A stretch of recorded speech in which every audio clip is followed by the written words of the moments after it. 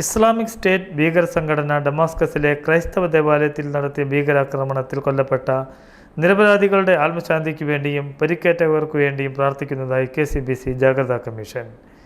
ഏതാനും നൂറ്റാണ്ടുകൾക്ക് മുമ്പ് വരെ ഭൂരിപക്ഷം ക്രൈസ്തവർ ജീവിച്ചിരുന്ന സിറിയയിൽ ഇന്ന് അവശേഷിക്കുന്ന ചെറിയ ശതമാനം ക്രൈസ്തവർ വലിയ ഭീഷണിയിലാണ് ജീവിക്കുന്നതെന്നും സിറിയയിലും മറ്റ് പശ്ചിമേഷ്യൻ ആഫ്രിക്കൻ രാജ്യങ്ങളിലും ജീവിക്കുന്ന ക്രൈസ്തവരുടെ ദുരവസ്ഥയ്ക്ക് നേരെ ലോകരാജ്യങ്ങൾ കണ്ണു തുറക്കണമെന്നും ജാഗ്രതാ കമ്മീഷൻ ആവശ്യപ്പെട്ടു. ക്രൈസ്തവർക്കെതിരെ കിരാതമായ അക്രമങ്ങൾ അഴിച്ചുവിടുകയും കൂട്ടക്കുരുതികൾ നടത്തുകയും ചെയ്യുന്ന ഭീകര സംഘടനകളുടെ സാന്നിധ്യവും സ്വാധീനവും വിവിധ ലോകരാജ്യങ്ങളിൽ വർദ്ധിച്ചുകൊണ്ടിരിക്കുകയാണ്.